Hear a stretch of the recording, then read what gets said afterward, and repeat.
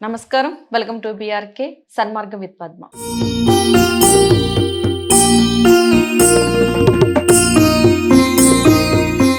ఇక ఈరోజు మీకు ఒక గొప్ప వ్యక్తిని, ఒక గొప్ప గురువు గారిని పరిచయం చేయబోతున్నాను.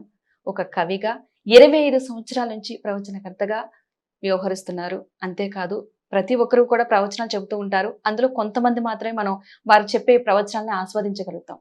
అందులో ఒకానొక గొప్ప వ్యక్తి. ఆయన ఎవరో కాదు, సమన్వయ సరస్వతి, వాగ్దేవి పుత్రులు, బ్రహ్మశ్రీ సామవేద షణ్ముఖ శర్మ గురువు గారు ప్రస్తుతం మనతో పాటు ఉన్నారు. మనకున్న సందేహాలన్నింటిలో కూడా నివృత్తి చేసుకునే ప్రయత్నం అయితే చేద్దాం.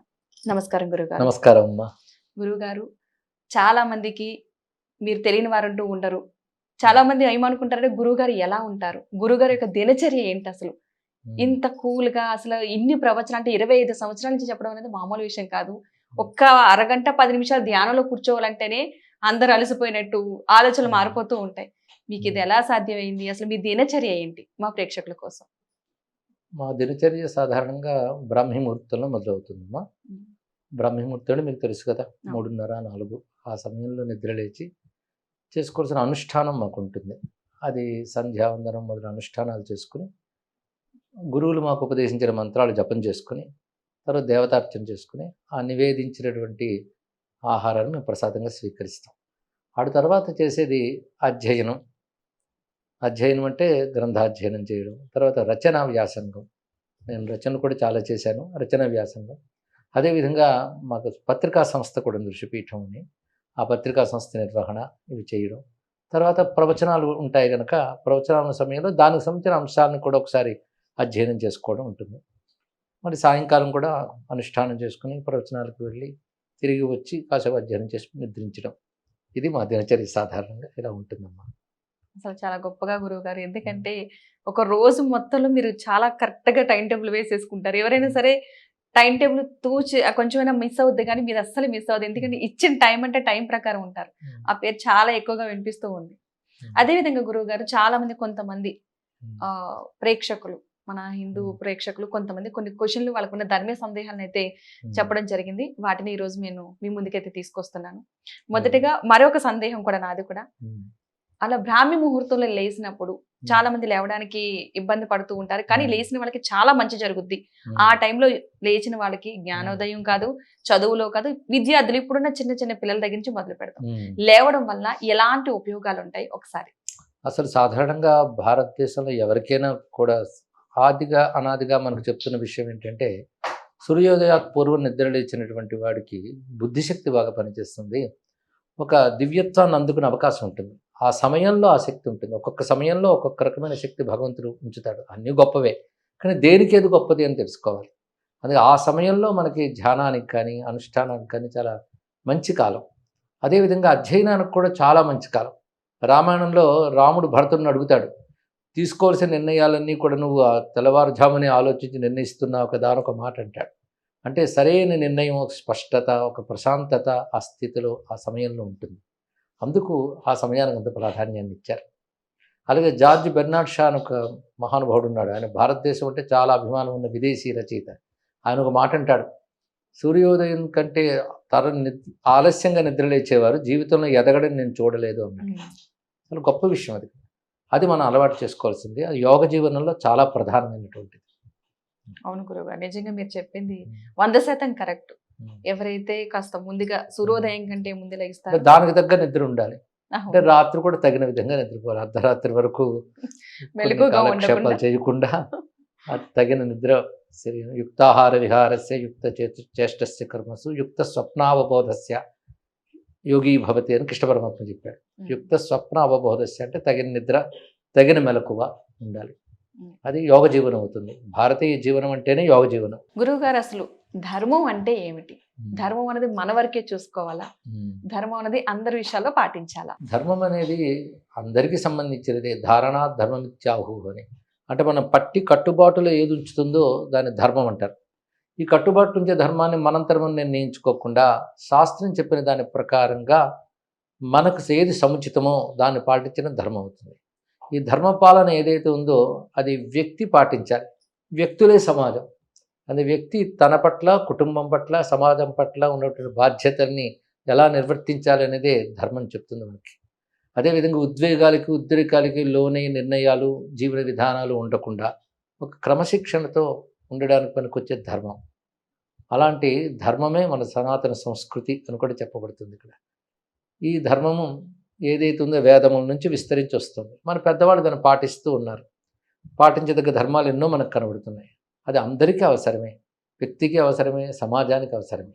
అయితే వ్యక్తులే సమాజం కనుక అందరూ కలిసి అలా ఉంటే సమాజమే ధర్మ సమాజం అవుతుంది. గురుగారు, మీరు శాస్త్రాల గురించి ఇంత గొప్ప విజ్ఞానాన్ని అసలు ఎలా సంపాదించారు? గొప్ప విజ్ఞానం అని నేను అనుకోను, కానీ శాస్త్రాలంటే బేసిక్గా మనం సనాతన ధర్మ శాస్త్రాలే నేను ప్రధానంగా మాట్లాడుతున్న అంశం ఇక్కడ.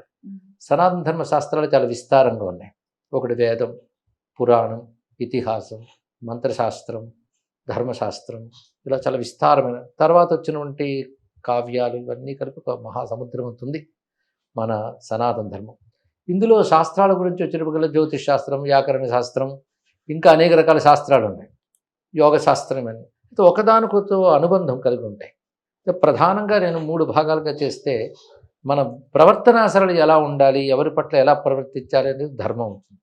అలాగే భగవచ్ఛక్తిని మనం అనుసంధానం చేసుకోవడానికి వచ్చే రెండో మార్గం ఉపాసన, దీన్ని భక్తి అని అంటారు. మూడవది సత్యమేమిటో విచారణ చేసి అసలు సత్యం ఏమిటి, జగత్ అంటే ఏమిటి, నేనంటే ఏమిటి, ఈశ్వరుడు అంటే ఏమిటి అని ప్రశ్నలకు సమాధానాలు వెతుక్కుంటూ శాస్త్రీయమైన సాధన చేస్తే అది జ్ఞాన మార్గం అంటాం.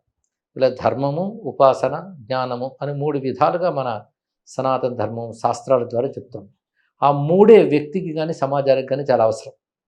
నేను లేదా నాలాంటి వాళ్ళు చేస్తున్న పని ఏమిటంటే ఈ 3ంటికి సంబంధించిన అంశములు ఋషులు గ్రంథాల్లో ఏవి చెప్పారో వాటిని అధ్యయనం చేయడం, వీళ్ళంతా అనుష్ఠించడం, అర్థం చేసుకోవడం, వాటిని అందించడం, ఇది చేస్తున్నది. ఇలా సన్మార్గంలో సనాతన ధర్మం గురించి, ఈ ధర్మం ప్రకారం నడుచుకోవాలంటే యువత ఏం చేయాలంటారు? ఇప్పుడున్న యువత ఏంటంటే చెడు మార్గాల వైపు వెళ్ళిపోతున్నారు, సనాతన ధర్మం గురించి మర్చిపోతున్నారు.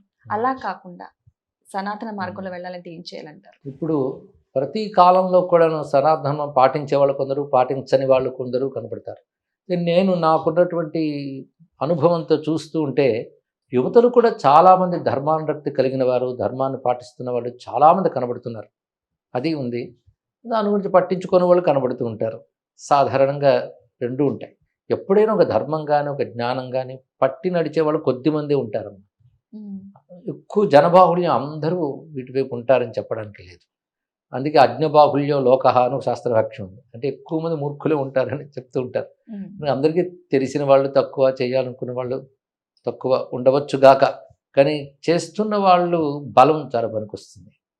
అది మనకు బాగానే ఉంది మన సనాతన ధర్మానికి. అయితే చిన్న లోపాలు కొన్ని ఉన్నాయి. అది కూడా మీరు చెప్పిన ప్రకారంగా చూస్తే ఇతరులు వాళ్ళ మతం అనుకోండి లేదా ధర్మం అనుకోండి, వాళ్ళు వాటిని చిన్నప్పటి నుంచి తల్లిదండ్రుల వల్ల వాటి వల్ల వాళ్ళు చాలా గౌరవంగా భావిస్తారు.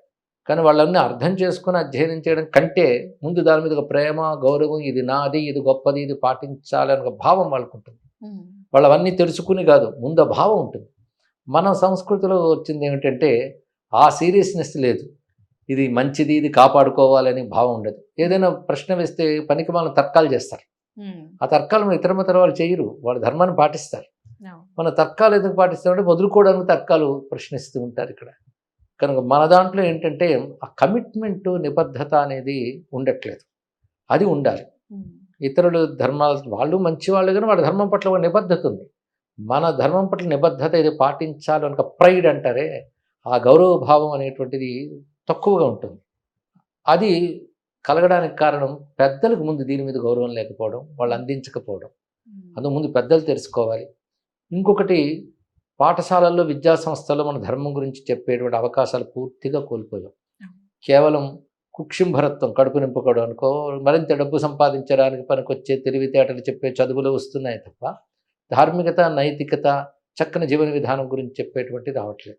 మరి ఇతరుల గురించి మనం పోల్చి చూస్తే వాళ్ళకంటూ కొన్ని విద్యా సంస్థలు ఉన్నాయి. వాళ్ళు చిన్నప్పటి నుంచి నేర్పుతారు, నేర్చుకోవాలని శ్రద్ధ కలిగిస్తారు. అది మనకు లోపం అవుతుంది. మరి ఎన్నో దేవాలయాలు ఉన్నాయి, కానీ వాటి తరపున, అలాగే పీఠాల తరపున ఇంకా ఎక్కువ విస్తారంగా జరగాలి. అది జరిగితే వాళ్ళకి ఎడ్యుకేషన్ ఇవ్వాలి. ఎందుకంటే మన ధర్మం ప్రత్యేకత ఏమిటంటే ఇది నాలెడ్జ్, అద్భుతమైన నాలెడ్జ్ ఉన్నాయి. అనేక మంది రచించిన గ్రంథాలు దీనికి ఆధారంగా ఉన్నాయి.